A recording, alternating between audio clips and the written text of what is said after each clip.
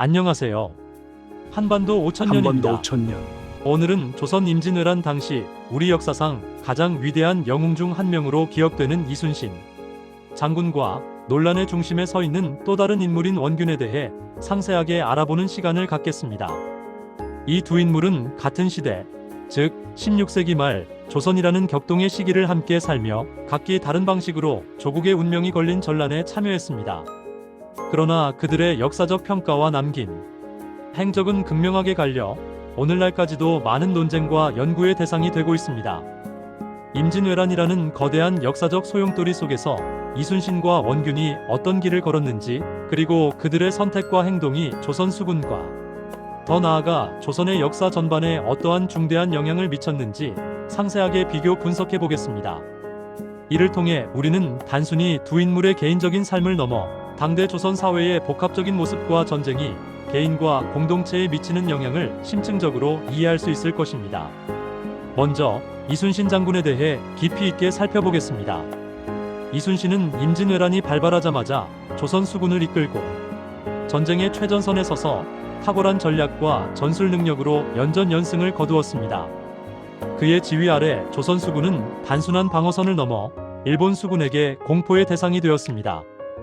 이순신 장군은 전투에 임하기 전에 항상 철저한 사전 준비를 했으며 예측 불가능한 전장의 상황 변화에 맞춰 가장 적절하고 효과적인 대응책을 마련했습니다. 이러한 그의 지혜와 준비성은 풍전등화 같던 조선을 외적의 침략으로부터 지켜내는데 결정적인 역할을 했습니다. 그의 리더십은 단순히 군사적인 차원에 머물지 않았습니다. 이순신 장군 아래에서 조선 수군은 강력한 전투력을 갖추게 되었고 일본 수군을 압도하는 존재로 거듭났습니다. 그의 승전 소식이 전국에 퍼져나가면서 백성들 사이에서는 이순신의 위명이 널리 알려졌고 그의 존재 자체가 전쟁의 고통 속에서 희망을 잃지 않게 하는 강력한 버팀목이 되었습니다. 백성들은 그의 이름을 부르며 조선을 지킬 수 있다는 강한 믿음을 가졌고 이는 전국의 의병 활동에도 긍정적인 영향을 미쳤습니다. 그는 단순히 용맹한 무장만을 의미하지 않았습니다. 이순신은 지형과 조류의 흐름, 그리고 급변하는 날씨까지 전술에 능숙하게 활용하는 뛰어난 지략가이자 천재적인 전략가였습니다.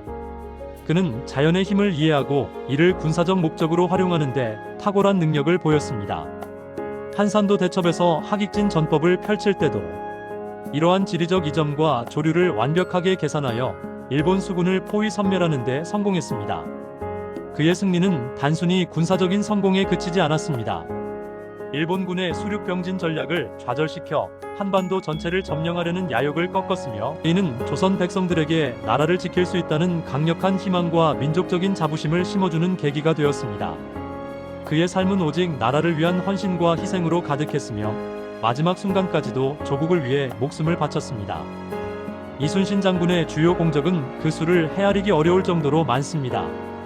임진왜란 발발 직후인 1592년 5월 첫 출전이었던 옥포해전을 시작으로 하여 사천해전, 당포해전, 당항포해전 등 연이은 해전에서 일본 수군을 격파하며 조선 수군의 존재감을 각인시켰습니다. 특히 같은 해 7월에 발발한 한산도 대첩은 그의 천재적인 전략을 여실히 보여주는 전투였습니다. 그는 거북선이라는 혁신적인 전함을 활용하고 하깃진이라는 독창적인 전법을 구사하여 일본 수군을 크게 격파했습니다. 이 전투는 일본군의 수륙병진 전략을 좌절시키는 결정적인 계기가 되었으며 전쟁의 흐름을 조선 쪽으로 가져오는 데 지대한 영향을 미쳤습니다.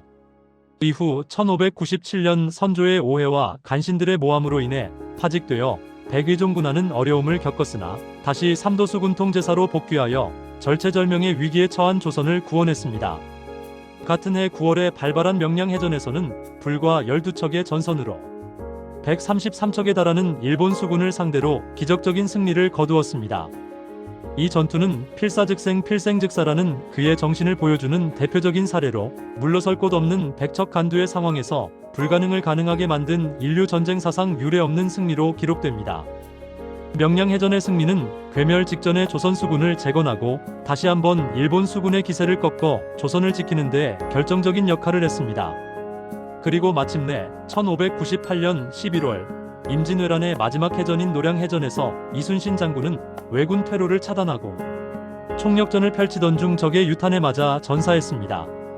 그는 죽음을 앞둔 순간에도 자신의 죽음을 알리지 말 것을 명령하며 전투를 독려했고 마지막 순간까지 조국을 위해 목숨을 바쳤습니다. 그의 삶은 오직 나라를 위한 헌신과 희생으로 가득했으며 그의 용기와 지혜는 오늘날까지도 우리에게 큰 영감을 주고 있습니다. 이와 대조적으로 원균의 행적을 살펴보겠습니다. 원균은 임진왜란 초기에 이순신 장군과는 다소 다른 출발점을 가졌습니다. 임진왜란 발발 초기 원균은 경상우수사로서 휘하 병력을 제대로 수습하지 못하는 어려움을 겪었습니다. 그는 일본군의 기습적인 침략에 제대로 대응하지 못하고 오히려 병력을 흩뜨리는 결과를 낳아 이순신에게 원병을 요청해야 할 정도로 절박한 상황에 처했습니다. 이는 당시 조선 수군의 혼란스러운 실정을 반영하는 것이기도 합니다. 그러나 이후 그는 이순신 그리고 전라좌수사 이혁기 등과 함께 연합수군을 결성하여 일본 수군과 여러 차례 싸우면서 점차 경상우수형 수군을 재건하고 일본군 격파에 일부 공헌을 하기도 했습니다. 원균 또한 이순신과 함께 옥포해전, 사천해전, 부산포해전 등 임진왜란의 주요 해전에 참전하여 조선 수군의 일원으로서 전투에 참여했습니다. 그의 참전 기록 자체는 분명 존재하지만 그 과정에서의 역할과 결과는 이순신의 그것과는 확연히 달랐습니다. 원균에 대한 당시 국왕 선조의 평가는 이순신과는 사뭇 대조적이었습니다. 선조는 원균을 높이 평가하고 그에게 많은 기대를 걸었습니다. 심지어 이순신을 견제하고 그의 공적을 분산시키려는 의도로 원균을 1등 공신으로 책봉하기까지 했습니다. 이러한 배경에는 이순신과 원균 두 인물 간의 뿌리 깊은 개인적인 불화와 갈등이 자리 잡고 있었습니다. 이순신과 원균은 공을 세우려는 경쟁심이 지나쳐 개인적인 감정의 골이 깊어졌다고 전해집니다. 원균은 끊임없이 이순신을 모함하고 비방하려 했으며 이순신 역시 자신의 일기인 난중일기에서 원균에 대한 부정적인 감정과 불신을 솔직하게 드러내기도 했습니다.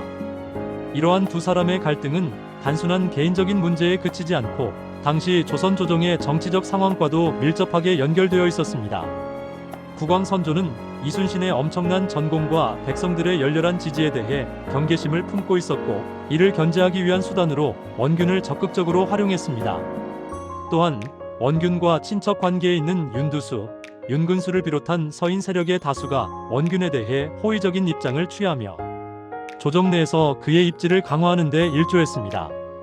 이러한 복합적인 요인들이 작용하여 이순신과 원균의 갈등은 단순한 경쟁심을 넘어 정치적인 문제로 비화되었고 결국 이순신에게 큰 위기를 초래했습니다.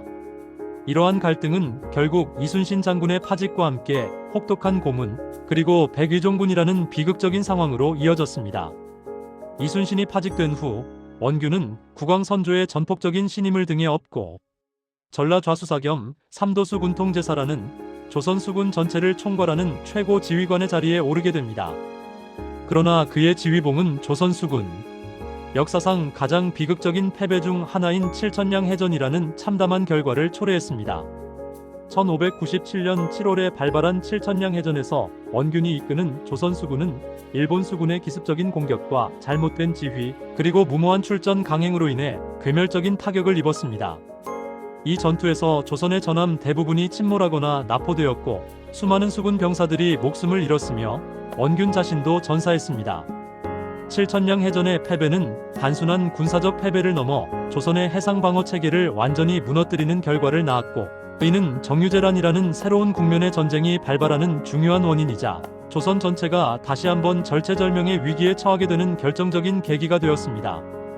이 패배는 조선 백성들에게 깊은 절망감을 안겨주었고 육지에서도 일본군이 다시 기세를 올리는 빌미를 제공했습니다.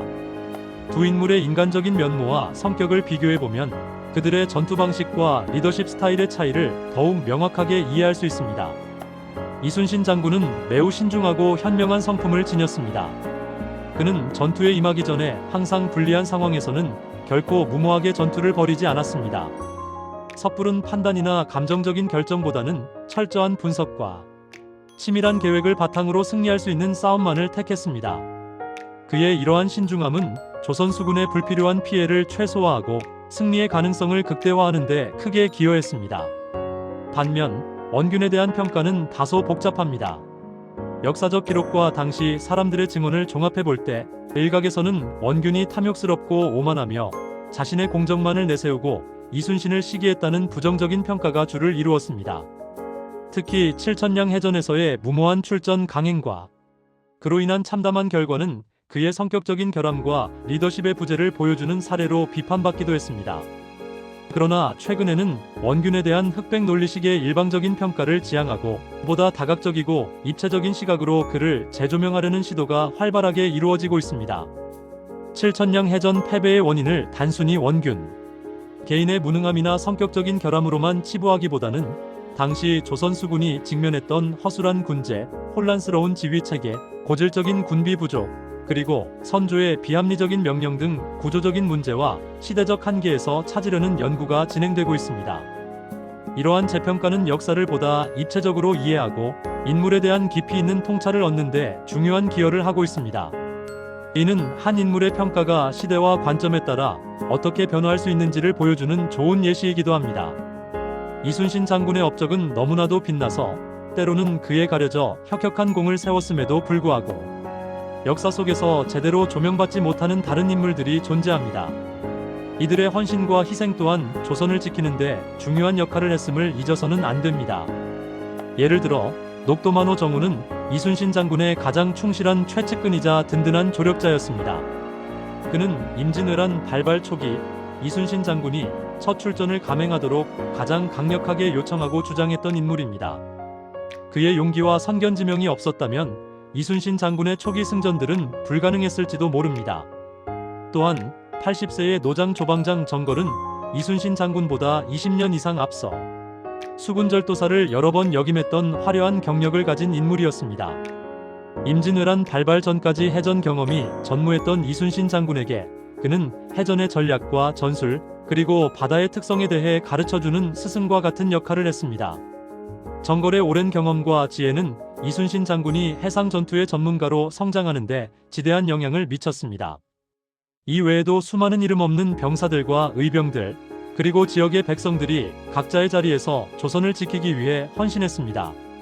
이처럼 이순신 장군 주변에는 그와 함께 조선을 위해 헌신하고 목숨을 바쳤던 수많은 인물들이 있었습니다. 그들의 존재와 역할은 이순신 장군의 위대한 업적을 더욱 빛나게 하는 동시에 임진왜란이라는 거대한 전쟁이 결코 한 개인의 힘만으로 극복될 수 없었음을 보여줍니다. 결론적으로 이순신 장군은 임진왜란이라는 국가적 위기 속에서 탁월한 리더십과 뛰어난 전술, 그리고 굳건한 애국심으로 나라를 구한 영웅으로 영원히 우리 기억 속에 살아 숨쉬는 인물로 남을 것입니다. 그의 삶과 업적은 오늘날에도 수많은 사람들에게 용기와 영감을 주고 있습니다. 반면 원균은 임진왜란 당시 조선 수군의 주요 지휘관 중 한 명이었으나 그의 행적과 평가는 공과 과가 명확히 갈리며 특히 칠천량 해전에서의 참패로 인해 오랫동안 부정적인 평가를 받아왔습니다. 그러나 최근의 연구와 재평가 시도를 통해 우리는 그를 단순히 비난의 대상으로만 볼 것이 아니라 당시의 복합적인 상황과 구조적인 문제 속에서 그의 역할을 보다 입체적으로 이해하려는 노력을 기울이고 있습니다. 두 인물의 극명하게 다른 삶과 죽음, 그리고 그들이 역사에 남긴 발자취를 통해 우리는 전쟁의 참상과 영웅의 탄생, 인간적인 갈등이 역사에 미치는 파급력, 그리고 역사의 평가가 얼마나 복잡하고 다층적일 수 있는지를 깊이 있게 성찰해 볼 수 있습니다. 이들의 이야기는 단순한 과거의 기록을 넘어 현재를 살아가는 우리에게도 리더십의 중요성, 위기 극복의 지혜, 그리고 역사를 바라보는 균형 잡힌 시각에 대한 많은 교훈과 깊은 시사점을 안겨주고 있습니다. 여러분의 생각을 댓글로 적어주세요. 감사합니다.